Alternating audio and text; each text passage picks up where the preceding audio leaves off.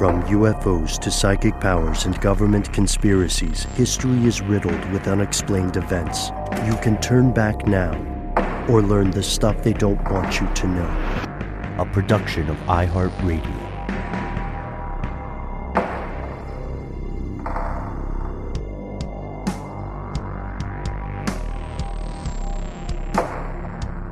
Hello, welcome back to the show. My name is Matt. My name is Noel. They call me Ben. We're joined as always with our super producer, Andrew the Triforce Howard. Most importantly, you are you. You are here. That makes this the stuff they don't want you to know. Shout out to whatever social media app you're on right now. If you're in a chat, tell them you're listening to our show. You know what I mean? Why not weaponize it? Oh, man, you might as well. It's already weaponized against us. Yeah. Might as well turn the tables, flip the script. Yes. Just so we were talking about this just a little bit off air. A question I've been asking a lot of people recently. What is the longest you have gone without checking your phone? No more than a day. I mean, a day is nearly impossible. I fully copped offline to being an absolute phone junkie, and I've had to initiate some kind of self-imposed phone restrictions, like keeping it charging in a different room while I do things around the house or work on projects. But I'm absolutely addicted to the damn thing. Yeah, we're going to talk about an author, Johann Hari, who did a little experiment with that whole thing. But when I think about vacations I've taken with my son or my family, those are the times I've put it away the most. But I am still constantly checking for work stuff, checking for conversations in a text thread, checking social media performance of a video, all that stuff. And shout out to Hari. Graceland doesn't make it easier either. I remember, I think we're talking about the same article there too. For a lot of us, or I should answer this as well, I've been trying, like you guys, to be more intentional about this. I think for a lot of us in the audience tonight, technically the longest you've been without your phone was the first few years of childhood and adolescence before you got your own phone. Right? Well, yeah, I mean, and now it's like you can't put the toothpaste back in the tube. Kids expect to get a phone at a certain age. If they don't have one, they feel excluded. It's nigh impossible to deprive them of that. You almost would be looked at as some sort of monster by society. How dare you not give your kid a phone at age 13 or whatever? You'd be in an out group, and that's not good for social networking. Quick question, just curious here. What's the going wisdom now for parents on the appropriate age for a kid to have some kind of phone, even if it's restricted access like a learner phone? Yeah, Matt, wouldn't you say that there's always the argument of safety? That does seem to be a thing that comes up, and then, of course, all the other stuff that follows along, because you can't really, pick and choose. Once they have the thing, they kind of have the thing. But what's your philosophy on that? Well, we are all connected, and you do want to know where your child is, right? And we have these institutional programs like school and daycare that you send your child to, and you just trust that the adults in those places are doing their jobs and doing them well. But in the times between, it is weird to think about the transit between school and wherever they're going to, or, that as they get a little older, going to a friend's house. You want to be able to connect to them. And if they don't have a personalized device, we don't have landlines in houses anymore. You can't call Chris's house anymore and say, hey, Chris, is my son doing okay? But I guess you could call the parent, which is nice. But yeah, so sorry, the long-winded answer, just to say, I think as soon as a child can kind of go out and do things on their own, you are going to want, as a parent, to have some sort of direct connection to them. Yeah, I agree with that. I think that's a solid rubric. In most countries, it's absolutely normal to constantly refer to your phone. And I love the point you made, Noel, that there are safety concerns too. We're talking about people growing up, moving into the wide world. For some of us adults, you might constantly need to do it for your job, emails, text, right? Like you were saying, Matt, a ton of people are constantly clicking on social media apps, your TikTok, Instagram, Facebook, X, Snapchat, WeChat, all the apps. Reddit is social media as well. And it's weird how quickly it became normalized. We have to remember being normal doesn't necessarily mean a thing is good. So, as we're looking into in tonight's episode, there are serious concerns that social media has become a kind of whoosh, whoosh, accidental conspiracy against your brain, particularly your attention span. I'm sorry, what? Right. I get it. We'll be back after a word from our sponsors.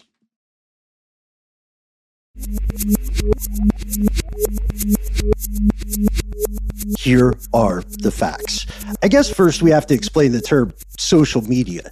It seems like it came out of the blue, and no one really questioned what it was because we all understood what it was. But I think it's worth us digging into it just a little.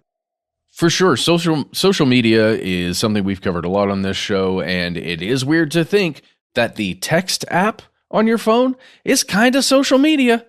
A little bit. The email, Gmail, that's kind of social media. But a lot of companies, individuals figured out ways to connect human beings even closer to basically it's all a conspiracy to make you overshare on the internet and then get some attention for oversharing. Well, yeah, I mean, the currency is your time, and these apps are designed and psychologically designed to make you spend as much time as humanly possible. And, this is capitalizing on a very common human need, the idea to have a peer group, the idea to be connected with others, making clubs, for example. We've been doing that since, time immemorial. For most of human history, people have gathered in groups of shared interests, like-minded individuals, chopping it up, sharing ideas.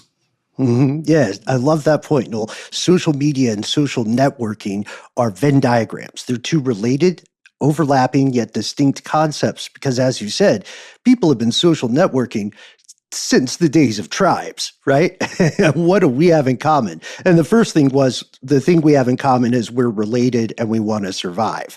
The only thing that has changed about social networking as a group of tactics over time was what a given group prioritizes. Your tribe, your religion, the state, a career interest, who you want to date, etc. And then when we see the advent of the age of information, mass communication technology, now social networking just has new vectors, the in-group, the out-group. That's not going to change for the foreseeable future. Social networking is a way to build communities. Social media is a way to build an audience, or that's why a lot of people are there. The platforms need the user-generated content for now until the AI slops through. And those users are often hoping to garner the largest audience possible, which can then be monetized. Well, it's interesting. I mean, we're almost entering an era where social media celebrities are more powerful or just as powerful than traditional celebrities, movie stars, Absolutely. pop stars. I mean, a certain generation cares way more about YouTubers and Instagram influencers than they do about film actors, for example. Yeah. You don't have to look far to see the sudden sea change here. I think about this whenever I'm doing a career day. Children of past generations, wanted to be president or a famous athlete, right? I want to be the next LeBron or the next Michael Jordan. I want to be a rock star. More and more kids now dream of being a social media celebrity or an influencer. And there was a really interesting series of studies, one by a group called Morning Consult, that found social media star is the fourth most popular career aspiration for kids these days.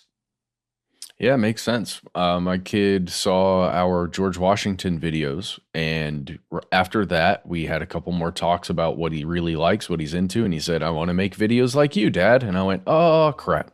And I think it's sort of easy to be dismissive of influencers and social media stars and all of that. But, we can tell you firsthand that there's a lot of work that goes into it. It does require a constant vigilance of posting and creating content and kind of never sleeping on it because you can lose that audience as quickly as you can gain it. But there is a certain sense of frivolousness around this type of celebrity, I would argue. It's like you're famous for being famous, Yeah, Kardashian level, right, is the argument there.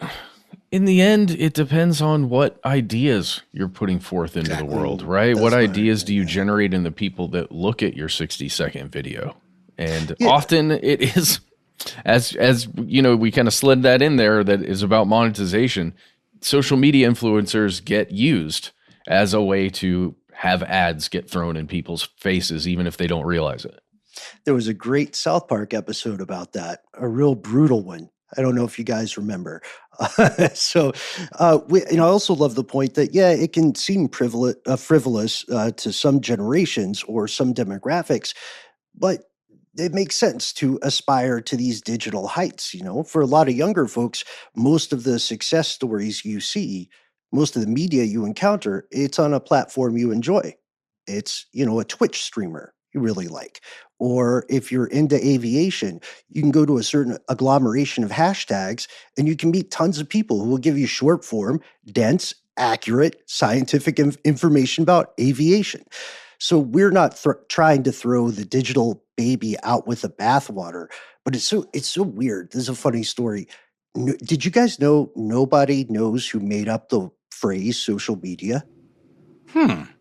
I guess I would have thought that it would have been associated with somebody, like a coined kind of moment, but Some kind of influencer, maybe? Yeah. I guess so. I mean, it's pretty cut and dry, though, right? I mean, media, it is a medium. It is the conduit for digital socialization. So certain terms like that just kind of almost invent themselves, like with a form of parallel thinking. Yeah, I think that's an accurate way to put it. If we go to if we go to some great conversations, Forbes journalist Jeff Bercovici he talked to a lot of tech executives from the 90s, right? The days when AOL was still sending you a CD so you didn't run out of internet. And one of the most prominent contenders claiming to create the phrase social media is Tina Sharkey, who was a former executive at iVillage and AOL and Babycenter.com.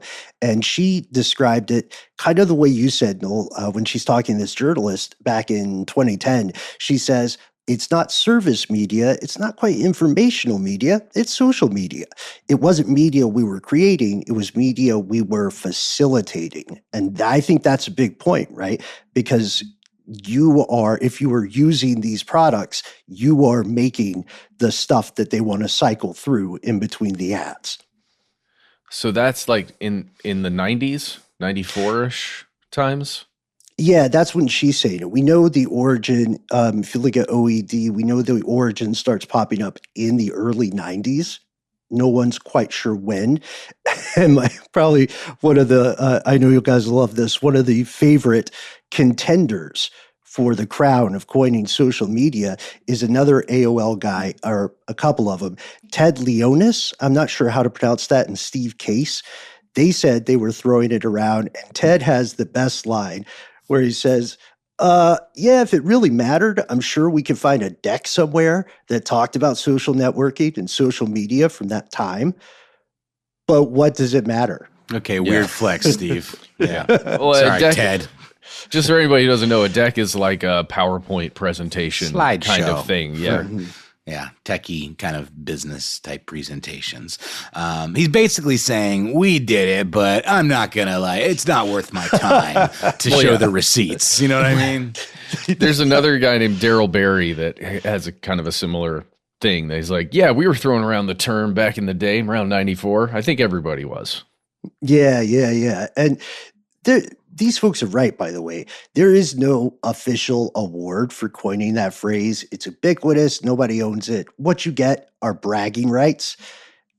But still, a rose is a rose is a rose, right? Social media, whatever you call it, is one of the most successful communication phenomena in all of human history. And you don't have to look far to see it. The statistics are crazy. And we're also, all of us, in full disclosure, recording this now, we are part of those statistics, folks. Hell, man, the app we use to record could in some way be considered like a facilitator of social media, at the very least. Mm-hmm. Yeah, let's count that app, Riverside, in this conversation. As of October 20. Whoa, guys, was Dungeons and Dragons the first social media? I think letter writing was maybe the It's first. a media. I don't know, man. It could be Cave walls? classmates.com. Yeah. Just That's, yeah. I guess, yeah, we don't have to, we should then carve out the definition. We're talking about current electronic social media that uses the internet. If you're looking at that, then I don't think this statistic surprises anybody. As of October 2024, kind of the best time we have recent numbers for, there were 5.52 billion people somehow using the internet across the globe. That's more than two-thirds of the global population overall. Well, it's interesting, too, because in the really early days, AOL type days that we're talking about, I remember having a friend whose mom was super online, early adopter, and she was into all of these kind of chat rooms. And there was this whole thing, this thing called the Palace that I remember, where you could have a little avatar that you could create with like a rudimentary photo editing, Photoshop type graphic editing app. And they were all just like these little avatars on these backgrounds. They were like kind of like, think of like wallpaper, like old school, like desktop wallpaper, but it was like, some sort of weird Clue style mansion, and they would theme different rooms, a tiki party, whatever the heck. And you would be these little JPEGs, and there would be speech bubbles coming out of your, little JPEG. And that was a form of social media, but it was a lot more niche, and you had to kind of be in the know to find those groups. I remember Ultima Online in 1997. When I could chat and hang out with my friends in an online environment. That was a game, right? Yes, and we could hunt monsters together. Fun. Yeah. And I remember earlier things like the BBS stuff, the bulletin boards. Great. Where you would post for specific forums, and a lot of those got weird. You know what I mean? This is all precedential, right? Sets a precedent for the more than 5.20 billion users of social media networks across the globe. So the vast majority of people who are on the internet in the first place are on a social media network. That's 60 to 64% of the entire human population. And no matter what people might say about, hey, I'm quitting Meta or whatever, those numbers keep on rising year after year after year. Do you think that accounts for individual users or people who have, different social media accounts or, like somebody who has 2 or 3 Facebook accounts or somebody who has, multiple Instagrams or multiple I wonder if you could figure that out. Depend on the nature of the metric, like who's doing the measuring. Like if it's an industry thing, then it would probably benefit the industry to count each of those as separate, like the way downloads are counted kind of unusually in podcasting. Yeah, cough, cough. I didn't pull the specific numbers from like a marketing place because, to your point, Noel, I think they would be more incentivized, or a private company would be more incentivized to, as Homer Simpson said, embiggen their numbers. So I believe this statistic is just counting individual people no matter how many accounts they have. So one tick mark is a person with 5 different Instagram accounts or 5 different Reddit accounts where they argue with each other, and it's counting them the same as one person who just has their one Snapchat or what have you. Still a pretty staggering number, however it's counted. I think people should try to be more like Christopher Walken. Have you seen the news making the rounds lately? He's never owned a cell phone. He doesn't have any streaming. He has to watch episodes of Succession on like DVDs that they send him in the mail. I don't know. There's something charming now about that kind of unplugged, off the grid attitude because it is increasingly more and more difficult to accomplish and to just not be kind of like ostracized by society. Yeah, it also gives him, it gives us a chance to shout out Christopher Walken. Good on you for getting on board with DVDs, man. For sure, keeping physical media alive. Also, well, for him, it might be new. He might have said, "Look, a VHS was good enough for me." Yeah, this is the only new piece of technology that I will touch. And a great dancer, that guy. And look, for some of us, this massive proliferation of social media and online existence is great. Podcasters are part of that. It guarantees folks like us can have increasing potential avenues for sharing our work. The nutso thing is that all of the big social media apps or platforms kind of have their own shiny statistics and specialities, right? We know that Facebook, even though here in the US, a lot of us might say, Facebook, that's for old people. It has the lion's share of active social media users. If you're just, again, going one person counts for whatever they're doing, it has 3.07 billion active users across the globe in 2024. Matt, again, we'd have to get under the hood of the metrics. That's pretty impressive, but the methodology could be suspect. And that's not for Instagram. That's just for Facebook. And we have to remember, especially in developing countries, Facebook is the internet. A lot of people are only interacting on their, I have it, of course, right by me. A lot of people are only interacting on their phone, and they're only really going to stuff through Facebook.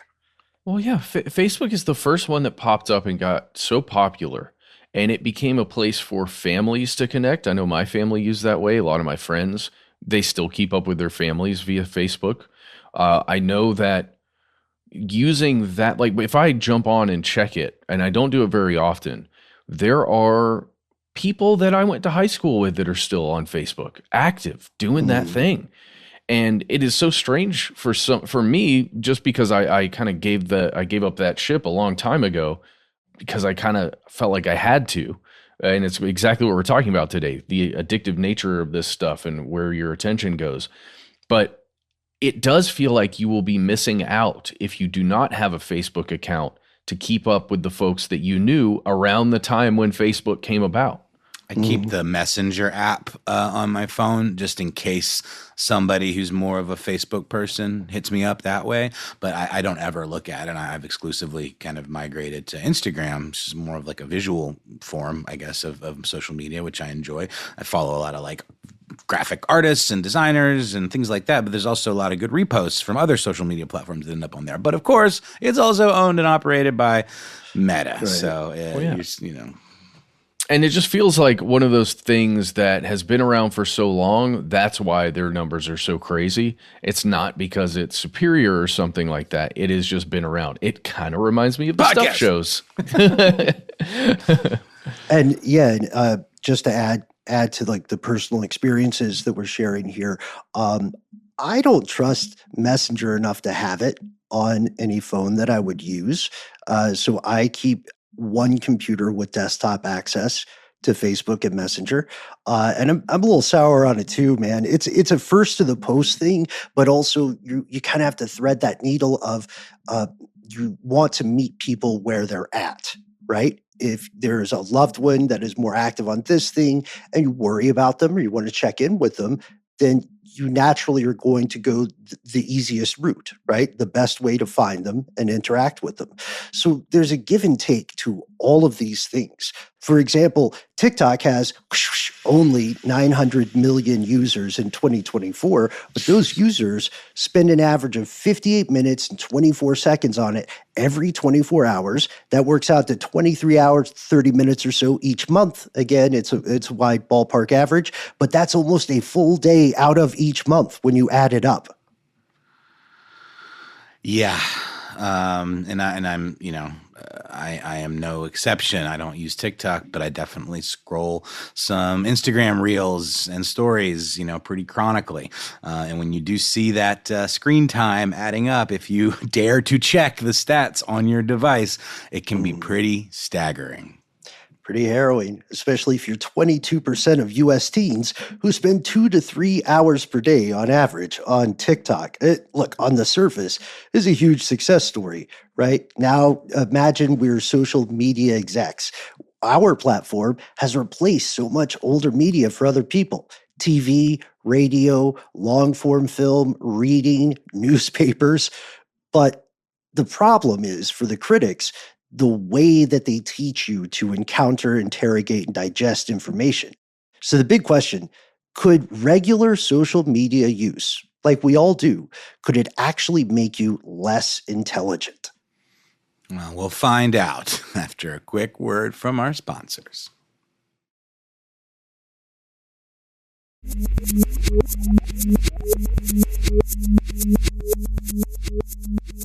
Here's where it gets crazy. Collective sigh of relief at our cliffhanger there. No, it's not going to automatically knock your IQ down 20 points or whatever. Not like No. the long-term effects of lead exposure to the Roman Empire. But it can make you less effective at using your intelligence. Mhm. It can knock down your performance on tests, including IQ tests, for sure. It's because it appears to have, over time, clear and damaging effects on things like comprehension, memory retention, and most troublingly, and most well-researched at this point, attention span. Well, the thing about social media in that respect is, at least as far as I'm concerned, is it sort of promotes this idea that you can do all the things at one time equally well. And that's just not true. It's this like myth, this kind of lie that we've been sold, that you can like multitask by, having 50 tabs open, looking at different articles, and also scrolling your social media and watching a movie in the background. And the reality is we only have a finite amount of attention to give. And when we start cutting it and cutting it and cutting it, it's almost like we're not giving anything to any one thing. It's all so far flung that we're kind of not really doing anything. It's like a jack of all trades, master of none kind of mentality. Yeah, well said. Do you want to, and we'll get into that further in depth in a little bit. Noel, do you want to introduce us to Tessa Nussenbaum? Absolutely. Writing for The Standard in December of 2023. Like so many other folks over the past few decades, she anecdotally noticed something kind of disturbing, that she was having a hard time reading, researching, and writing.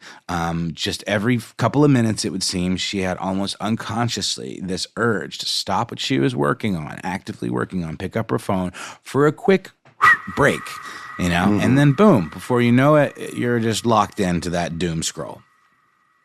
Yeah, and let's talk about why this is so important, coming from Tessa specifically.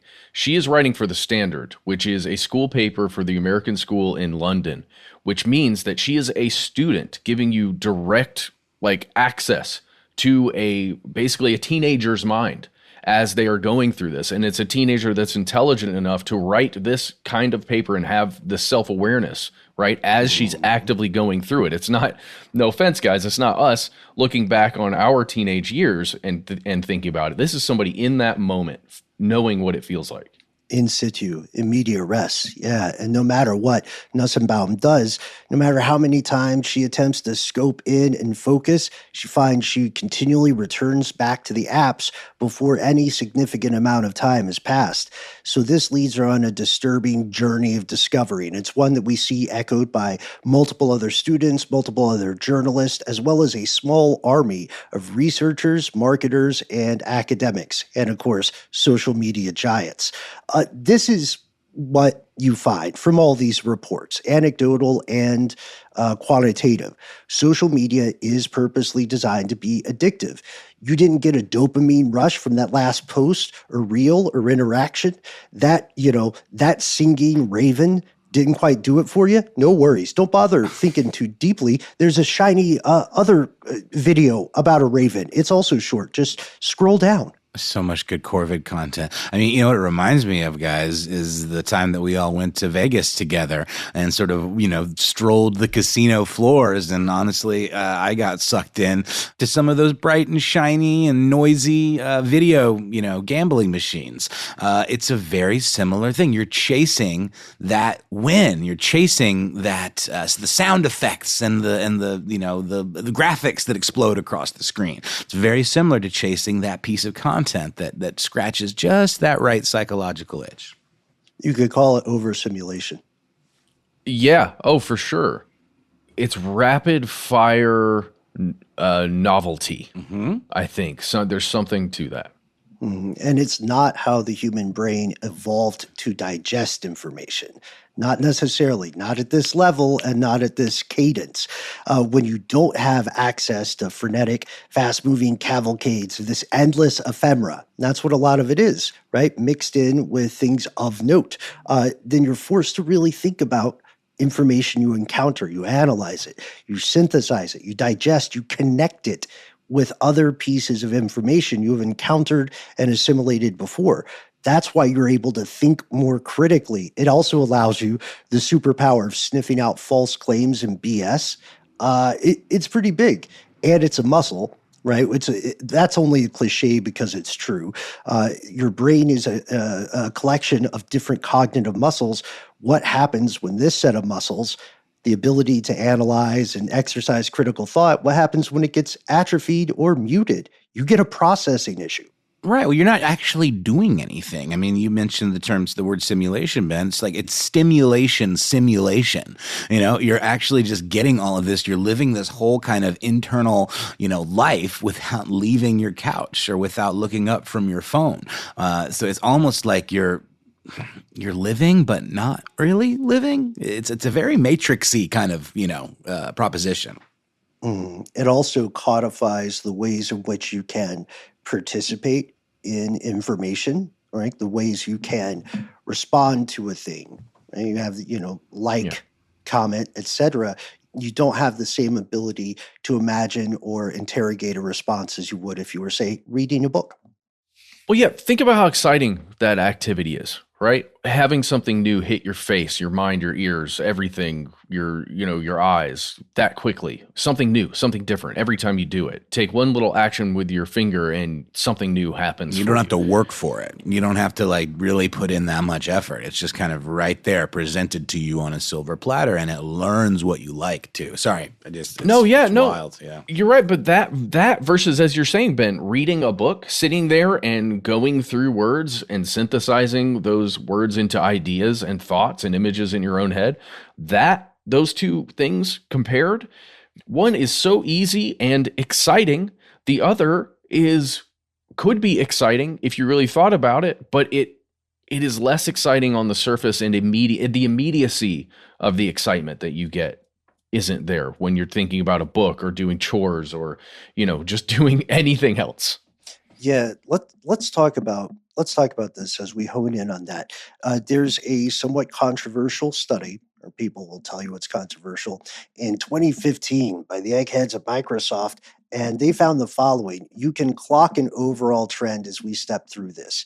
In the year 2000, excuse me. It's still awkward to say 2000. That. That's what I always think about. Yeah. I feel like you need to add something on there. Anyway, the straight up 2000, Microsoft found the average human attention span, in their estimation, was 12 seconds. That does not sound impressive, honestly.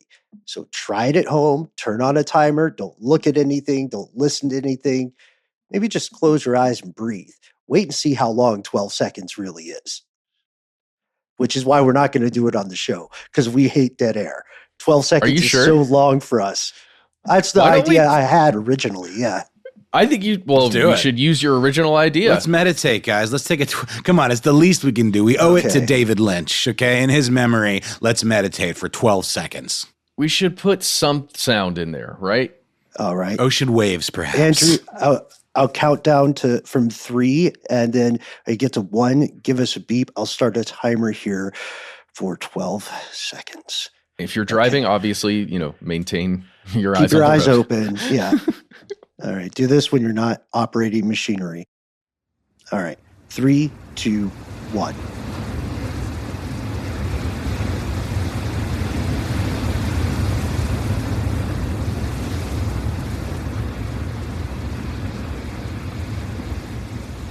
Interminable.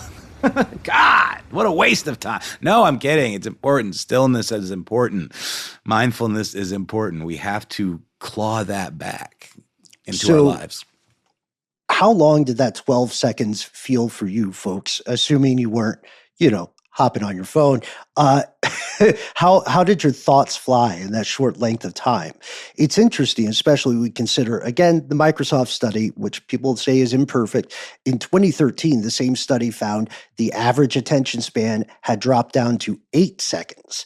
As Nussenbaum pointed out, and as a lot of other people clocked as well, according to Microsoft, that attention span was shorter than that of the average goldfish. These little lunatics can stay focused on something for about 9 seconds if it interests them. Isn't that if it's food? Ted Lasso thing? be a goldfish. The idea of like, that as a superpower, not a bug, be able to like clear your mind and not remember the past. Which is maybe good advice. It depends. There are other studies that find different specific nuts and bolts numbers, but they all kind of map out that same trend. Like Dr. Gloria Mark, you can read her work, and you can also listen to a couple of podcasts she's done. She found that in 2004, the average attention to just any kind of screen was about 2 minutes and 30 seconds.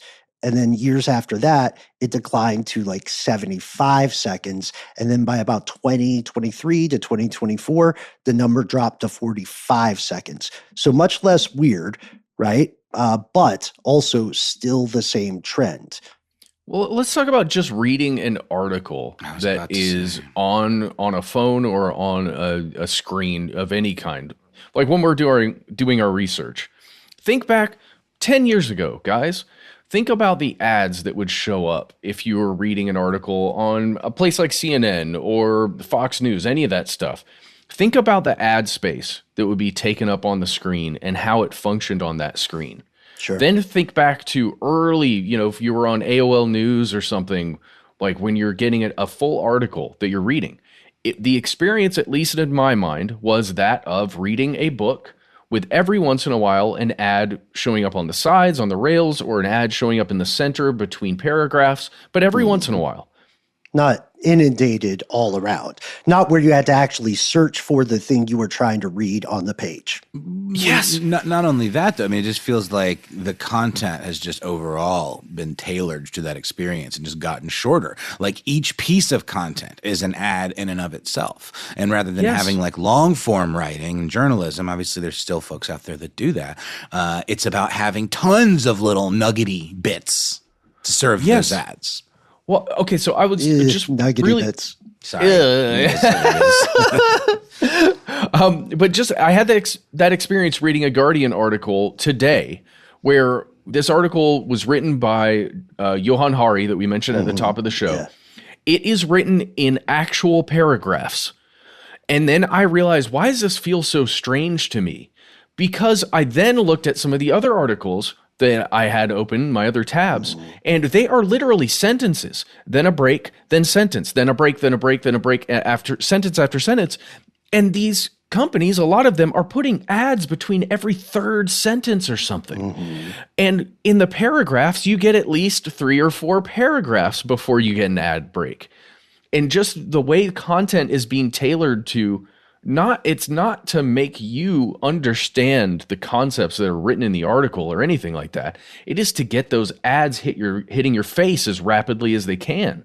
And if you can break it up by sentence, you only need, 3 or 4 paragraphs worth of thought in order to sell the same number of ads that this huge Johan Hari article had. Yeah, and that's why some people will go toward ad blockers, which becomes its own argument, right? Because then are you making it ultimately impossible for those journalists to do that same level of work, Exactly. Well, and it also creates an environment where there are fewer, and maybe this is just conjecture on my part, but it would seem that it creates an environment where the demand for that real hard-hitting, long-form stuff, at least online, is significantly diminished because it does not fit that newer rubric to maximize sales dollars. Do you mean demand from an audience or readers, or do you mean demand from corporations? Corporations, the people that are paying the journalists, the people that are filling the pipes. Yeah. Well, in the ads, just one last thing here, the ads are not your standard 2008, a picture, right? That has some information on it that is trying to sell a product. Sound videos. Man. It's like scrolling through social media as those ads load and you're going through and trying. Again, CNN, I'm sorry, but I cannot read stuff on your page unless I alter your page so that I can read it. It sucks. Sorry. And so, no, it's perfect. And it's honest. And going back to what we're saying about, Hari's work, which we'll get into later, and then also Marx's work. Hari is a journalist, right? But heavily researched into this. And as well as, even the controversial Microsoft study, we see that this overall trend has come about. Now, why do the numbers seem to differentiate? And why do we say their commonalities are more powerful than their differences? We'll tell you after a word from our sponsors.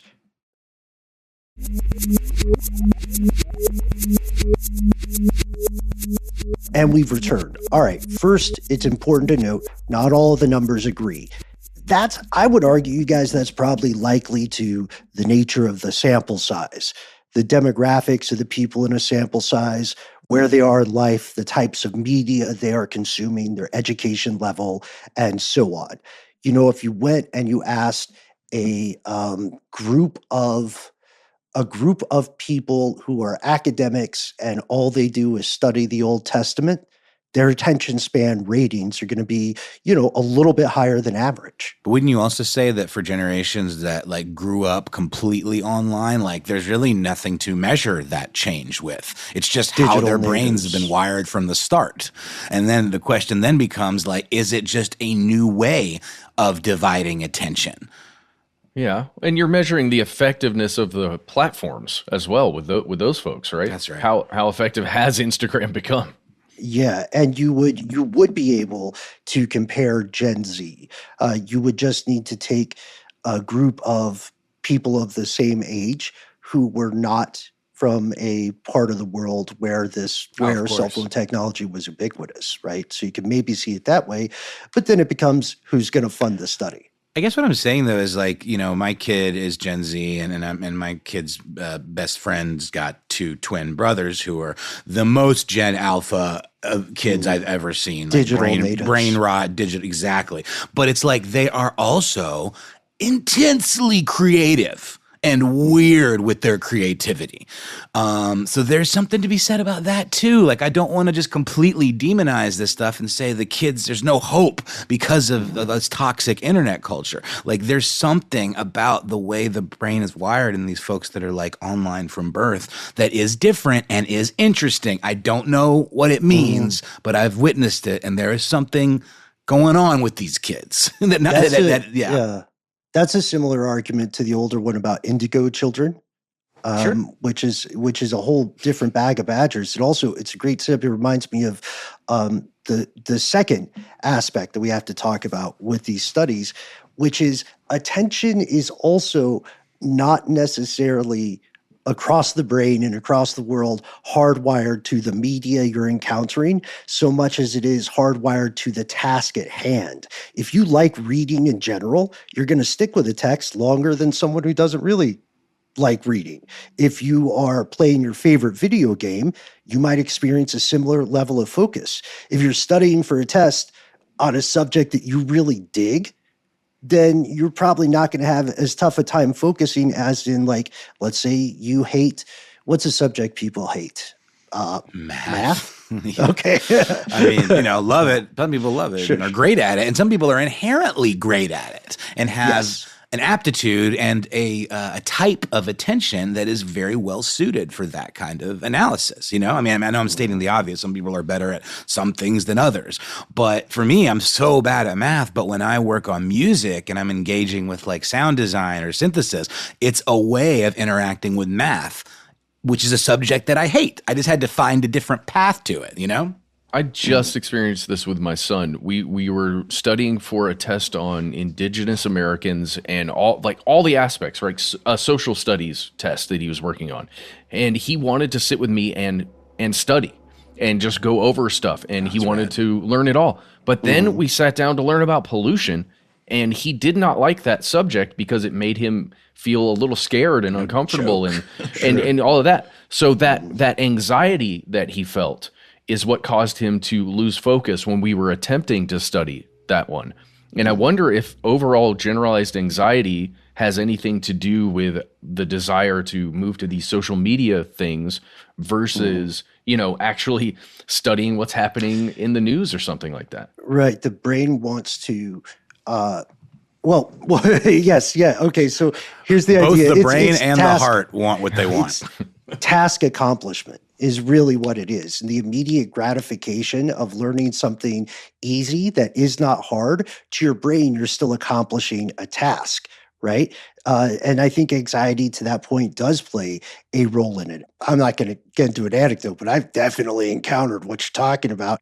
Well, in this case, it was a subject that was hard, that had a ton of dense information, but he was into it. And the other thing was a ton of generalized information, but it made him nervous. Mm-hmm. Yeah, and the idea here regarding anxiety, it kind of speaks to the level of there are certain things people may be more comfortable learning, right? And the brain hates tackling something and then having to get it wrong and go back and redo it. That's another big part of it. So the brain is naturally incentivized to look for easily accomplishable tasks. And seeing a video and reacting to it and hitting that like button is an easily accomplishable task. And the brain responds and says, boom, we just did something. Here's a little shot of dopamine. Now it's on to another task. We are killing it today. Mm-hmm. Yeah, stimulation, simulation.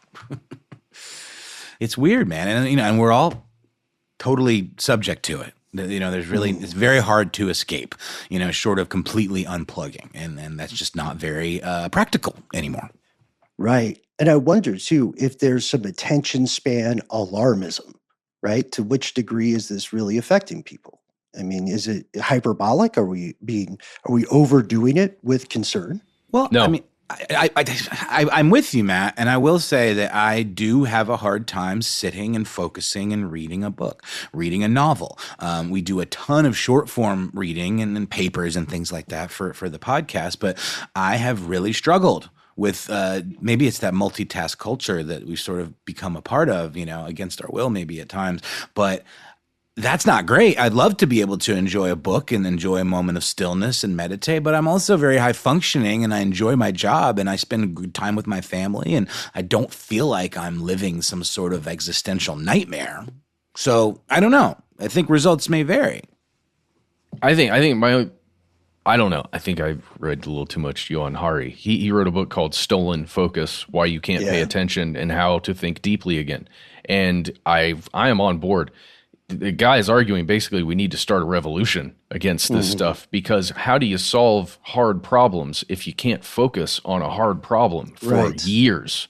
And I don't know. Well, would you guys argue that in some small ways social media could be considered an existential threat? Yeah. I would say not to maybe an individual, but to an individual's abilities and perhaps to a civilization's capacities or capabilities. Yes. And that's the one. And secondly, are we not, especially in this country, especially with some of the oligarch type situations that are creeping into politics and government, living in a society where the knock-on effects of this stuff are more or less ignored? And the research into how this will affect people down the road is absolutely not part of the conversation when it comes to figuring out how to get the most eyeballs on a product or an advertisement. It's not part of maybe the wider public mainstream conversation, but I do believe the downward trend in attention span does have what we could call knock-on consequences. Right. Cognitively. Look, and I think this is so important because I hate when people are condescending about this kind of stuff. Cognitively, you're not less intelligent for using social media. It is more difficult for you to do certain things, to become engaged in long-term focused or what we call deep thought. We've mentioned it before, but the theory I always like to I made this up. So okay, you know what? My opinion then, not a theory, unpublished, is if you think of learning on an X and Y axis, learning anything, right? And the Y axis above and below that X, that is the depth of knowledge, right? So the deeper you go on the Y, the more you know about a single thing. The X axis is how many different kinds of things you know. And so the jack of all trades, master of none concept proposed earlier, people used to have very deep knowledge about very specific things, and now we kind of all know the first paragraph of Wikipedia on a thing. But how does the person who knows the first paragraph on Wikipedia build a rocket? That's what I'm saying. Yeah. I guess what I mean is, like, I do. I mean, I don't mean to be condescending to anybody, but I do feel like the use of this stuff does cause our intelligence to flatten, maybe like that, the way you're saying, rather than get those spikes that I think humanity needs. They do, but it's recoverable. And that's why I'm saying, like, your base intelligence has not changed. The ability of engaging with information can be lost and regained, kind of like getting out of shape and then doing your push-ups again. Absolutely. Does that make sense? It does make complete sense. And again, I would just say, what I was trying to fumble at earlier is like, I definitely think this is something that I need to curtail in my life. And it's something that I am making some steps towards. But I also spent the last like 2.5 days really locked in and focused on working on this remix of a song for my friend's band. And I feel like it's one of the best things I've ever done. And I've like absolutely focused in on every single detail. And I was completely able to stay locked in. So I'm just saying, like, I'd love to hear it. Yeah, I'd love to share it. And it's task specific again. That's it's right. Something that you care about that already kind of scratches behind your ears cognitively. So you can get lost in the sauce of that beautiful moment. That's it helps you get to flow state. The flow zone. But that's the thing. Social media simulates a flow state without you actually having to accomplish anything. Ooh, it's a synthesized flow state. And the brain is reacting the same way, kind of like how your brain doesn't really, on some levels, doesn't really know the difference between a fake laugh and a real laugh. It encourages some of the same physiological mechanics to occur. That's those feel-good chemicals that you get. We have to tell you, your brain is not the villain here. If anything, your brain is just, again, trying to accomplish checklist and rewarding itself when it feels like a task has been accomplished. So the short-term stuff is immediate. It's the immediate rush of feel-good chemicals as you build a tolerance. But finishing a book, attending a lecture, working on an album, that's a lot more time for that shot of feel-good. Watching a movie at home without multitasking, without looking at your phone. Executives at Netflix and other streamers have openly talked about, or at least maybe it's more of an open secret kind of thing, that they make movies, they greenlight movies that have a second screen appeal, meaning that you don't have to be locked in because they know 90% or whatever high percentage of viewers are going to be half paying attention and looking at their phones. And I would argue that a lot of that stuff really set in deeply during COVID. Sure. Yeah. Well, it's also time. Do you have an hour and 45 minutes to dedicate to one thing, to sit in one place and focus on one thing? Especially when you're fighting a FOMO war on multiple fronts. Oh, yeah, for sure. It took me 3 sittings to watch Saturday Night recently. 3 sittings. I had to start it, and then I had to stop and go away and do some other stuff because my brain said, we got to go do these other things. I can't just sit here and watch a movie. Yeah. God help us try to get through The Brutalist, y'all. Right. The last time I watched I was thinking about that too, and I had it somewhere. The last time I watched a film without a second screen was in a theater.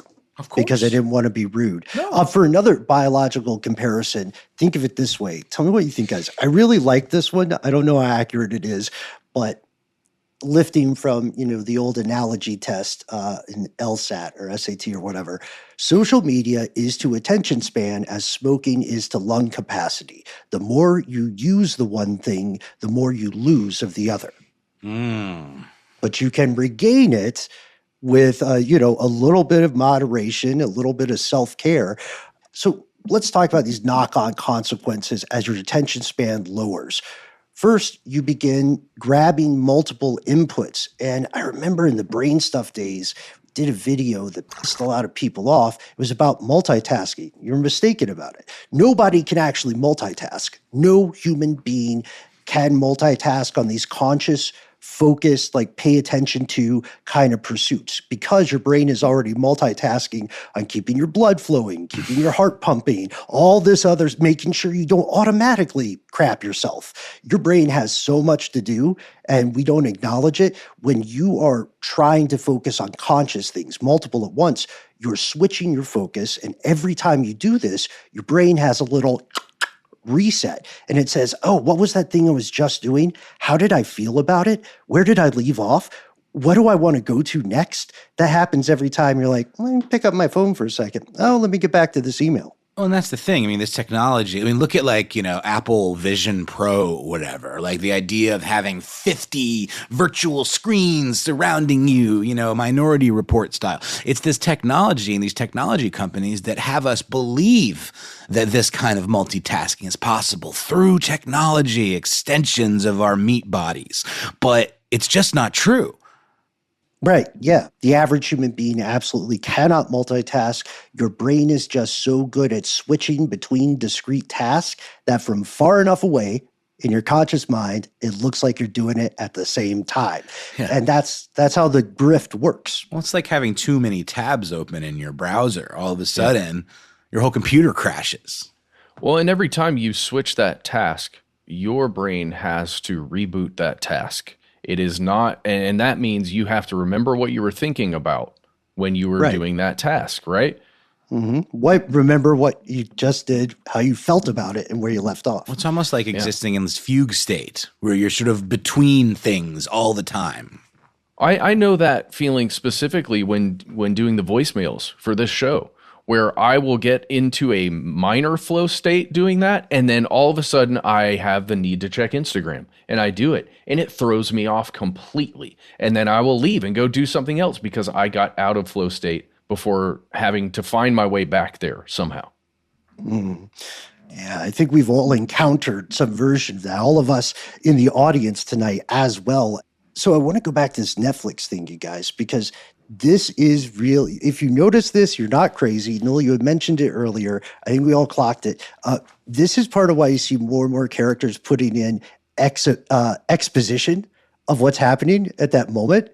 And it reminds me a little bit of weird improv, but it's in a very serious way. Someone's going, Ethan, you've just walked in. Yes, and I know about Bolivia, which you mentioned earlier. Indeed. It's like the way soap operas operate. It is not conducive to good quality writing and art. It's super pandery and like not very interesting, not very creative. I don't want to accuse people of lazy writing, but it is a way to get stuff across without having to show anybody anything. You just tell them real quick. Yeah. It also helps, for the people who maybe have a favorite character in an ensemble cast of some sort. Like, let's say there's a modern version of Lost and you only like, I'm trying to remember Lost characters. Locke. The Man in Black or Locke. Sure, yeah. No spoilers. But then you're on your phone, right? And you're kind of listening, kind of not listening. And then you hear them say the name of the character you like. Phone down for a second. I'm tuned in. Remember that time I accidentally spoiled Lost by telling a bad joke like about what it wasn't supposed to be, and then people got mad because of anyway. I don't. It was a long time ago. It was on this show, but people wrote in and were angry that and even at that point, the finale had been. Been many years. I said Lost. The writers of Lost spoiled it. I think I just said something to the effect of "it was all a dream," which is not a spoiler because that's not true, and it's something the writers said they would never ever do. They say they would never do that. Guys, I just want to say one last thing that comes directly from Johan Hari. I'm sorry, I've become a Hariite. I love it. And this, you can read this in The Guardian. The title is "Your Attention Didn't Collapse, It Was Stolen." It was written January 2nd, 2022. This is just a quote from the end of the article. Read it, though, and get to this quote. He says, "At the moment, it's as though we're all having itching powder poured over us all day, and the people pouring the powder are saying, quote, you might want to learn to meditate. Then you wouldn't scratch so much. Meditation is a useful tool, but we actually need to stop the people who are pouring itching powder on us. We need to band together and take on the forces stealing our attention and take it back." I really like that. I agree, because we've got to tease this. We've got to deliver on this tease. That same article has one of my favorite beginnings that I read in the way these things are introduced as concepts. It's all about talking to his godson and taking him on a trip to Graceland. And it's amazing. Please do check it out. It's a banger stem to stern, but that's what we're talking about when we say Graceland at the very top of tonight's show. Well, and can I just really quickly just give a shout out to, I think, someone that we all admire who recently passed away, David Lynch, who is an incredible painter, artist, polymath, filmmaker, and thinker. And he was a huge proponent of transcendental meditation and the idea of needing that stillness in order to be able to kind of pluck these ideas out of sort of the cosmic ether. And I think we can learn a lot from him. And if anybody out there isn't super familiar, I do recommend, looking up some of his interviews on the subject because, people like him and like Eckhart Tolle, for example, are folks that I think are really important when it comes to thinking about mindfulness and being able to kind of like shut off that part of our brain that craves that dopamine hit that we've been talking about. Dude, Johann Enzo with the more our attention degrades, the harder it will be to summon the personal and political energy to take on the forces stealing our focus. And that's why they're stealing it, isn't it? That's the whole point.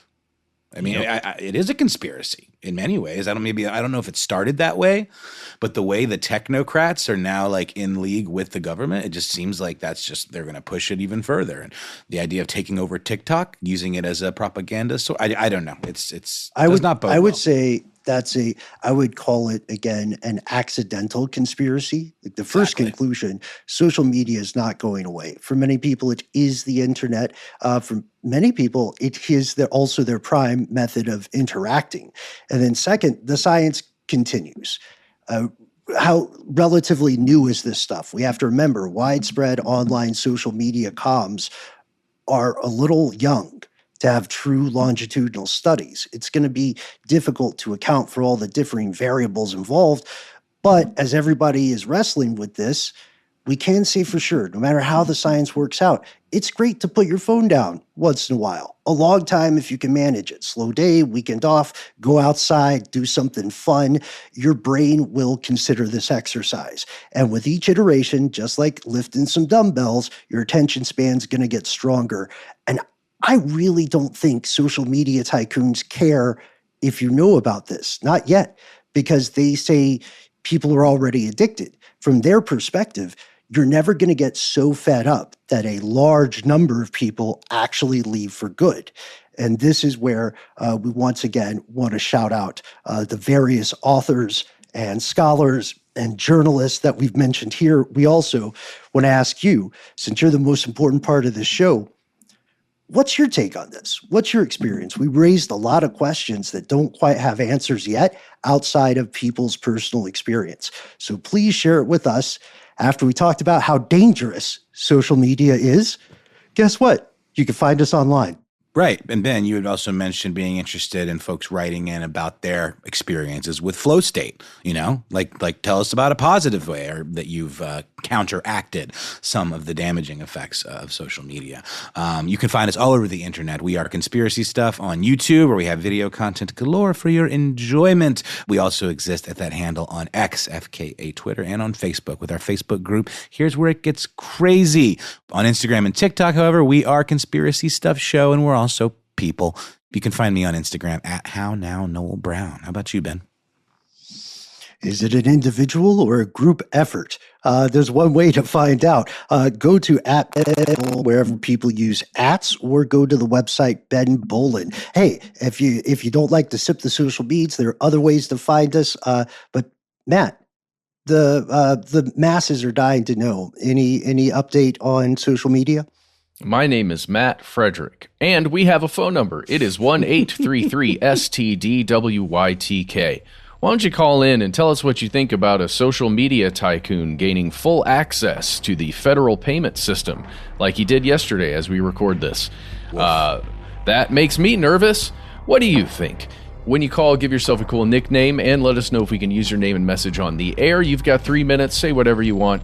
Just, do make it fun and exciting. If you've got something else to say, if you want to write it out, if you want to send us a link or maybe a picture, why not send us a good old-fashioned email? We are Ooh, let me hold off there for a second. Folks, please write in as well with your opinion on what kind of qualifications someone needs to create or destroy a federal department. And especially if you work on the front line, we want to thank everybody who wrote in to us with some of their experience with the recent, let's say, changes here in the U.S.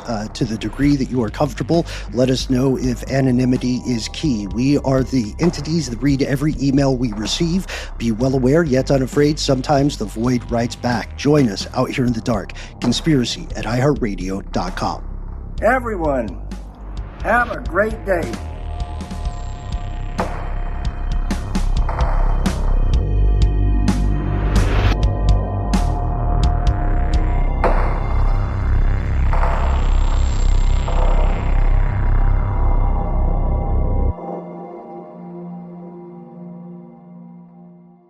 Stuff They Don't Want You to Know is a production of iHeartRadio. For more podcasts from iHeartRadio, visit the iHeartRadio app, Apple Podcasts, or wherever you listen to your favorite shows.